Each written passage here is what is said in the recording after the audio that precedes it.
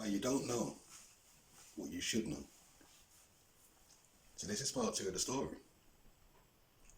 The Amazonian elder, he said, I reflected on what you said, and in summary, there is no legislation for the Slave Compensation Act. The government borrowed £16 billion to compensate the slave owners, and this was only paid off in 2015. So that means that living British citizens paid off that debt. He says, continue. So I says, the old man told me that the only references in Parliament to the Slave Compensation Bill was on the 9th of August 1836, when an MP asked the question, what is the object of it? The full reference is here. There was a mention on the 16th of December of that year, when an MP asked to see the accounts, and the Chancellor said, under the provisions of the Act, no accounts can be laid before the House without an order from the committee and countersigned by the Secretary of State. You see, it's so secret that not even the MPs were allowed to see the details. And this act was signed into law on the 23rd of December, 1837. But if you search for the legislation, it doesn't exist. Here, you can see details of all the legislation that was passed in 1837, and it's not there. Another act that was omitted from this list is the registration of births, deaths, and marriages. You can't obtain a copy of the bill, so no one knows the purpose of the act. But this act was signed into law on the 1st of July, 1837. But the legislation doesn't exist anywhere. There is no record of this act in existence. So no one knows why this register was created.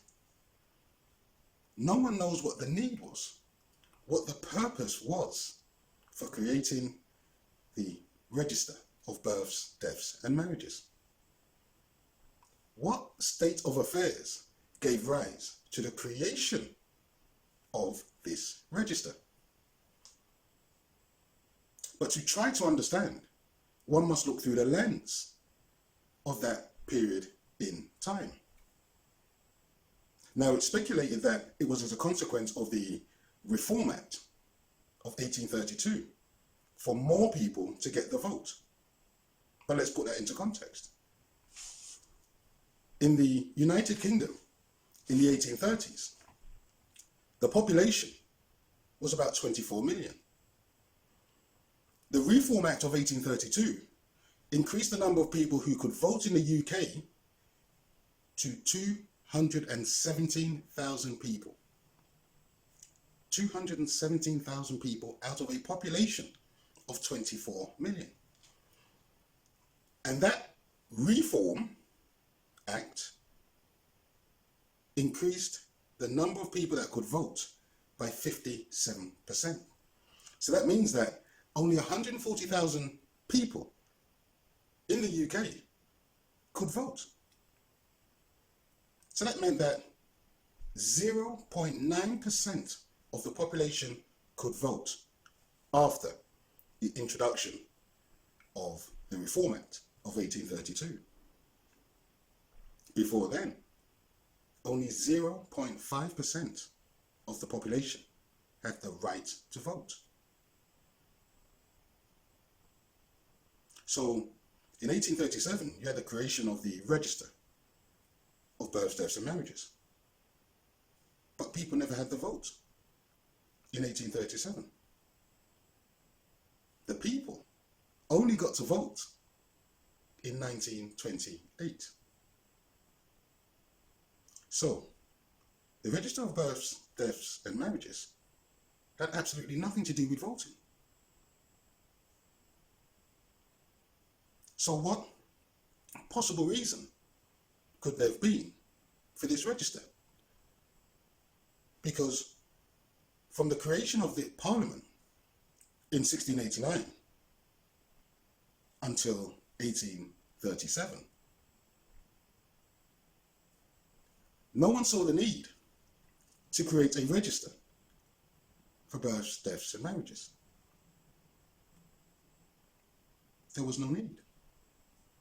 And the reason there was no need is because there was no age-related benefits for the mass of the population. You see, there were no schools. There was no public education. There was no hospitals. There was no right to vote. There was no cars, so no need for driving licenses. There were no airplanes, so there was no need for passports. So there was not a single thing that was an age-related benefit which was available to the 24 million people that lived in the UK in the 1830s. So Rising Cloud says, so from what you've been told, it seems to me there's only one conclusion. There can only be one conclusion. No one is supposed to know. It is the biggest secret. He says truth is indeed stranger than fiction, because fiction is obliged to stick to possibilities. Truth isn't. Fiction has to make sense, but the truth does not. I asked the old man while I was meditating, why does any of this matter? And he says, because you live here, but you do not know what you do not know. You march for rights, you go and protest, you sign petitions, but you do not understand the system that you live under. You do not understand because you do not know history. Everyone simply unquestioningly accepts what it is they are told. People marched and protested for a vote for 100 years before they got it in 1928. You had the suffrage movement, and they begged and they pleaded and implored for a right for representation. He says, people are marching for reparations today, yet they do not understand that it is they who, through their taxes, their parents' taxes, their grandparents' taxes, who paid off the debt from 1834 to compensate the slave owners. They themselves have paid off the debt. He says, I understand why people are motivated to protest. They protest because there is anger at some injustice. There is anger at some unfairness, some wrong. What are they protesting for? To be heard and for change. But are they heard? Is there change? Protest changes nothing. People may believe protests achieve something, and I see why they believe so. But the reality is, it does not. Some people think the protests and marches in the 1960s in America achieved civil rights. Yet the civil rights movement was over 100 years old from the abolition of slavery there. You see, if the only tool you have is a hammer, you will see every problem as a nail. Protest is the hammer. Injustice is the nail.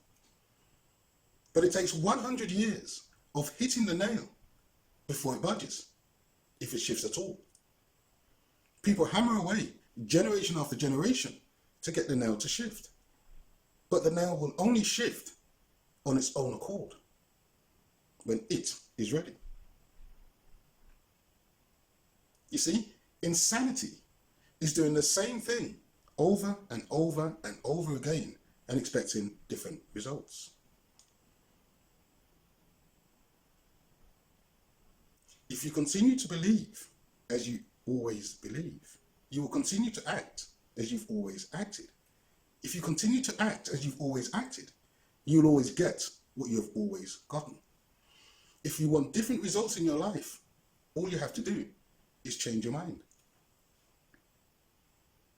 You see, protest is the hammer.